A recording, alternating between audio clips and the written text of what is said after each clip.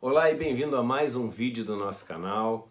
A todos vocês que estão aqui pela primeira vez, o convite de sempre para você se inscrever é super rápido, né? Basta você clicar aqui em se inscrever e se quiser clicar naquele sino de notificação interessante para toda vez que sair um vídeo novo, você ser avisado. A vocês que costumam vir, convidem seus amigos, vamos fazer desse espaço um belo espaço aí de discussão e de troca de conhecimento.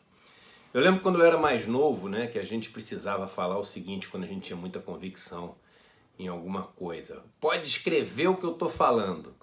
Hoje não precisa mais isso, né? Principalmente quando a gente grava esses vídeos, o negócio fica registrado. E aí depois basta só ver o que foi gravado e falado lá atrás, que a gente realmente vê se a convicção da pessoa fazia algum sentido ou não. E aqui, se eu tivesse algumas décadas atrás, sobre esse assunto que a gente vai falar hoje, eu falaria para você, pode escrever o que eu estou falando. E a gente vai falar sobre qual o plano econômico, e aqui eu vou usar uma palavra para provocar mesmo, né? Qual o plano econômico secreto do governo por trás de tudo isso que a gente está vendo acontecer. A gente acompanhou ao longo dessa semana, o começo dessa discussão orçamentária, de 2020, muitas pessoas ficaram impressionadas com o número do investimento, né? Falaram, caramba, como é que pode ter um investimento tão pequeno, principalmente em percentual do PIB, né? O Brasil não consegue ter nenhum tipo de crescimento com o governo investindo só isso, né? E há um tempão atrás, eu gravei aqui no meu canal do YouTube um vídeo falando da bomba relógio que era a Emenda Constitucional 95, né? A PEC do teto dos gastos. Muitas pessoas chamam de PEC do fim do mundo, né? Que virou uma emenda constitucional depois que foi aprovada. E uma emenda constitucional que congelou os gastos do governo durante 20 anos, excluindo os gastos financeiros, né? Ou seja, os gastos com educação, saúde, segurança e todo o resto mais. E essa emenda constitucional, ela faz parte de um ciclo que vem acontecendo desde então, que é um ciclo que acaba colocando, né, os grandes grupos, sejam eles industriais ou financeiros do Brasil, numa situação de muito poder. E de onde vem esse poder, né? Já falei também em outros vídeos aqui que crescer significa gerar nova riqueza e que existe essa necessidade de crescer sempre, porque como sociedade a gente consome riqueza para sobreviver. Então se a gente não gerar nova riqueza e continuar consumindo riqueza, né? Tem um agravante que é a população, ela ainda cresce ao longo do tempo, ou seja, a riqueza consumida ainda cresce por causa do aumento da população. Se a gente não produzir riqueza nenhuma nova, o que acontece? A gente entra em colapso. Então, quando a gente aprovou a Emenda Constitucional 95, uma das duas fontes de investimento, né, a gente tem ou o poder público investindo. O que é o poder público? É o dinheiro de todos nós juntos, guardado em nosso nome, né, e coordenado por algumas pessoas que são eleitas. É uma das fontes, o poder público é uma das fontes de investimento, através, seja dos programas de governo, seja através das estatais, etc. Mas são investimentos feitos em nome de todos nós, teoricamente para todos nós. Ou esse investimento pode vir da iniciativa privada, mas tem que vir de um dos dois. Com a Emenda Constitucional 95, o poder público estrangulou sua capacidade de investir. E como tem algumas coisas que são, alguns investimentos, né, que são obrigatórios por lei, que tem um piso de investimento, como por exemplo saúde, como por exemplo educação, que era antigamente um percentual da receita que o governo tinha em impostos, mas agora, desde da Emenda Constitucional 95, é o que foi gasto no ano do congelamento, corrigido pelo índice da inflação. Mas mesmo assim você tem toda a previdência também, todo ano vai crescendo um pouco, porque as pessoas vão envelhecendo, vão tendo que, se aposentar, e isso vai aumentando os gastos da previdência. Então todos os gastos vão aumentando num ritmo, e como a gente congelou os gastos, né, corrigindo eles só pela inflação, isso vai fazendo com que aquilo que não é garantido por lei, ou seja, é a variável de ajuste no orçamento, como por exemplo o investimento, vai ficando cada vez mais estrangulado. Mas tudo isso é pensado. tudo isso é proposital. E eu vou contar para vocês por que é proposital e como é que é esse plano. E como é que no final desse plano, essa turma que domina o poder econômico no Brasil sai ainda mais forte e lucrando muito mais dessa situação. E vou te contar como é que é o fim dessa história. E você já vai saber, e esse vídeo vai ficar guardado e gravado para lá na frente a gente poder voltar e ver. O que acontece? Quando a gente aprovou essa emenda à Constituição 95, quando o país aprovou essa emenda à Constituição 95, o poder de investir ficou todo na mão da iniciativa privada. A iniciativa privada, vendo todo esse poder na mão dela e sabendo que o país estava como um refém, precisando dela para poder investir, para crescer e gerar riqueza e gerar empregos e fazer com que a gente siga o caminho comum que todo país tem que seguir, ela começou a colocar exigências para poder investir, né? E aí as exigências, a gente conhece bem ao longo desses últimos anos, foram primeiro aquela reforma trabalhista que no final das contas o que ela faz é diminuir o custo da mão de obra. Porque ao tirar direitos, né, e fazer com que as empresas tenham muito mais capacidade de negociar os salários com as pessoas, né, do jeito que elas quiserem, sem ter o medo de cruzar nenhuma fronteira do inaceitável e ser punida por isso, a mão de obra vai ficando muito barata. E a mão de obra, para essa turma, é mais um custo, só que nem tem ali energia, aluguel, água, etc. Tem mão de obra, não é gente, né? Não é um cara que é um pai de família, uma moça que é uma mãe, e se cortar o quanto ela ganha, isso vai afetar a escola, o filho não vai poder ter uma saúde adequada, não tem isso. É o seguinte, é um número na planilha, vamos cortar o custo dessa mão de obra aqui para fazer nosso negócio ficar mais lucrativo. Então a primeira coisa que foi aprovada foi essa reforma tributária. Segunda coisa que está sendo aprovada, infelizmente, vocês sabem da minha luta contra isso, é essa reforma da Previdência, que também faz com que as pessoas sejam obrigadas a trabalhar até o final da vida. E quando você tem que as pessoas são obrigadas a trabalhar até o final da vida, porque elas não vão mais se aposentar, a maior parte delas com essas novas regras todas, você aumenta a oferta de trabalho. Quando você aumenta a oferta de trabalho, e essas pessoas são pessoas que precisam de qualquer jeito ter algum tipo de suporte financeiro para sobreviver, a maior parte dessas pessoas são pobres, volto a lembrar, né, mais de 80% da economia é feito nessa reforma são pessoas que estão ali no regime geral de previdência, abono salarial, no BPC e etc. Então, ou seja, as pessoas que ganham no máximo ali até o teto da aposentadoria. Então essas pessoas não têm poupança, não tem como ter um dinheiro junto, um capital que ele guardou para quando vai ficando mais velho poder largar o trabalho. Então essas pessoas tinham a previdência, não vão ter mais a previdência, vão ter que trabalhar até o final da vida. Isso aumenta a oferta de mão de obra. Toda vez que se aumenta a oferta de alguma coisa, isso faz uma pressão para que os preços caiam, então a mão de obra vai ficando mais barata e isso ajuda as empresas a lucrarem.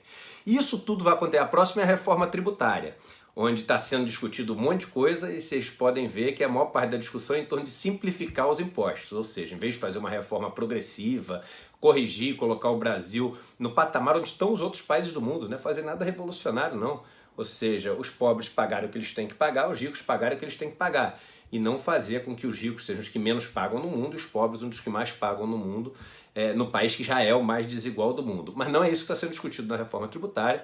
O que está no mainstream aí, né, na principal corrente, né, de discussão é a questão da simplificação tributária, né? Então, o imposto de valor agregado, né, o tal do IVA, né, ou seja, você simplificar vários impostos em um só.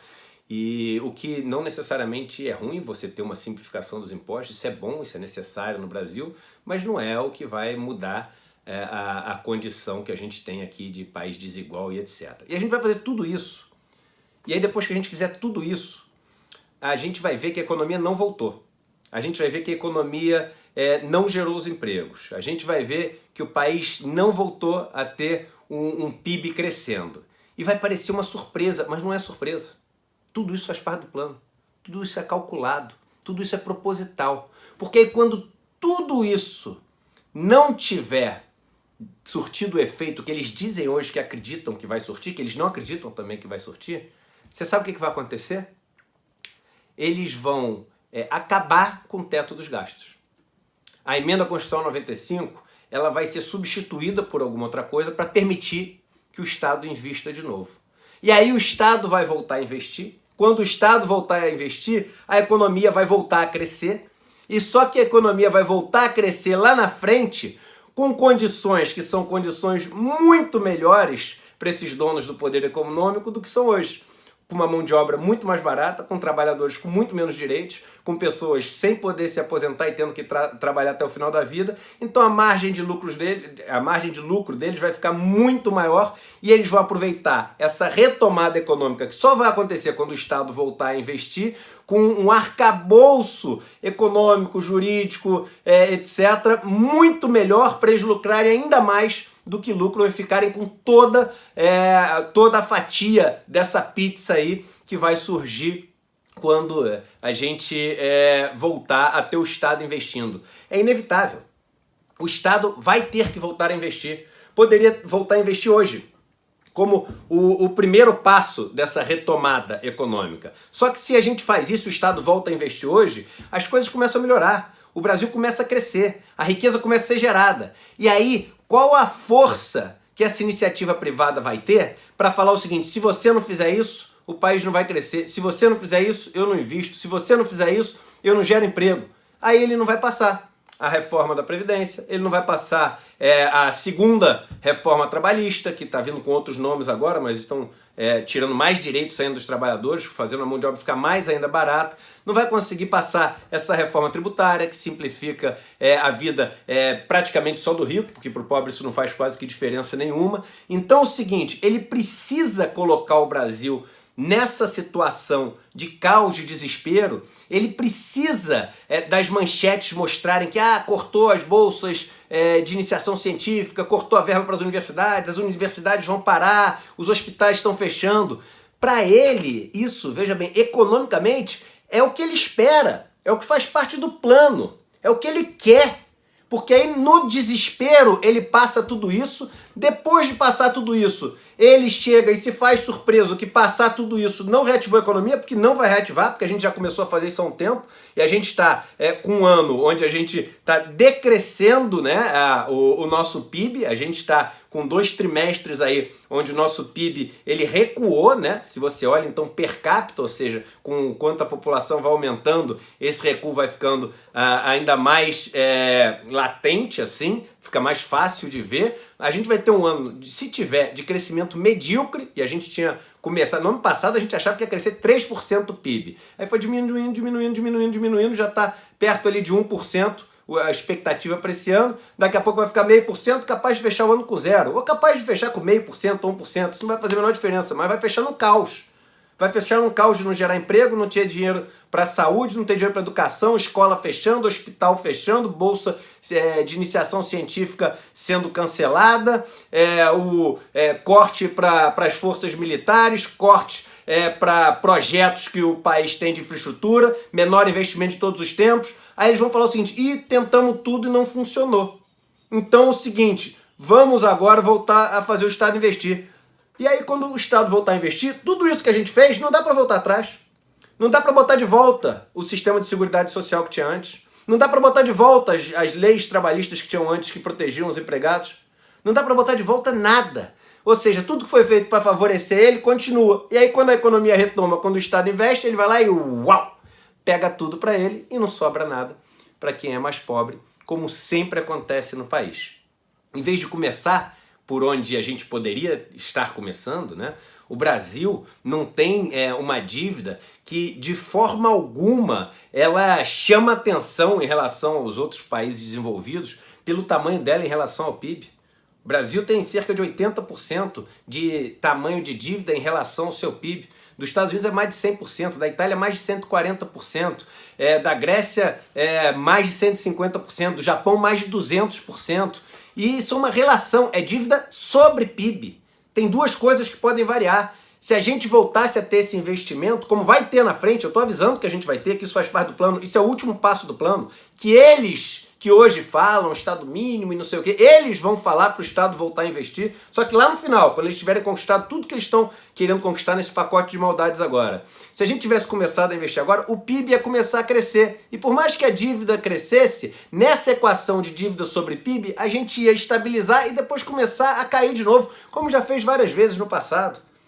E o Brasil tem essa capacidade de fazer isso porque a gente não tem nenhum número assustador frente ao resto do mundo, principalmente agora que conseguiu cair o custo da dívida depois de alguns anos, né? O negócio veio de acima de 14% para 6%. Então é o seguinte, com uma inflação de um pouco mais de 4%, ou em torno de 4% ali, um juro real de 2% em relação à Selic, eu estou falando, não a taxa que você pega emprestado no banco, que essa é 300%, no cartão de crédito mais de 300%, não é essa que eu estou falando, mas a taxa que o governo emite sua dívida, que é ele que escolhe, né? A gente já sabe aqui também em outros vídeos que o governo não é igual a família, o governo pode escolher a dívida que toma, o preço que toma a sua dívida, etc, coisas que você não consegue chegar no banco e falar, ó, quero tanto de dívida e a taxa é essa, não é você que manda, né? Você é um que a gente chama de price taker, você não é um price maker, você recebe o preço, você não faz o preço. Mas a gente poderia começar agora. E aí o PIB ia voltar a crescer, essa relação ia se estabilizar e tudo estava tranquilo. É claro que tudo estava tranquilo, parece que é fácil, não sei o quê. É claro que é um super desafio, tem que saber onde que é o melhor lugar para investir, ter um plano de investimento, um plano de desenvolvimento, um plano de crescimento. Mas tudo isso dá para fazer. Um monte de país já fez, a gente já fez aqui também, então isso dá para fazer. Só que no plano do governo é necessário que exista o caos agora. Isso tudo, não se assustem, faz parte do que está previsto na cartilha deles. E no final, eles vão fazer com que essa emenda constitucional do teto dos gastos deixe de existir, o Estado vai voltar a investir, a economia vai retomar, só que vai retomar só para eles. E tudo que você hoje está apoiando para que seja feito, quando eu digo você, eu sei que vários de vocês não estão, mas alguns de vocês acreditam que apesar disso ser ruim para vocês, é necessário para o país. Tudo isso vai fazer com que o que você perdeu não volte, os empregos não surjam e o dinheiro lá na frente que vai ser gerado, a riqueza que vai ser gerada lá na frente, não desague na sua casa, não desague no seu lar, não desague na sua conta. Então esse é o plano do governo, isso é o que vai acontecer. Pode escrever, ou se você quiser, só guarda o link desse vídeo para lá na frente você voltar e assistir. Um abraço e até o próximo vídeo.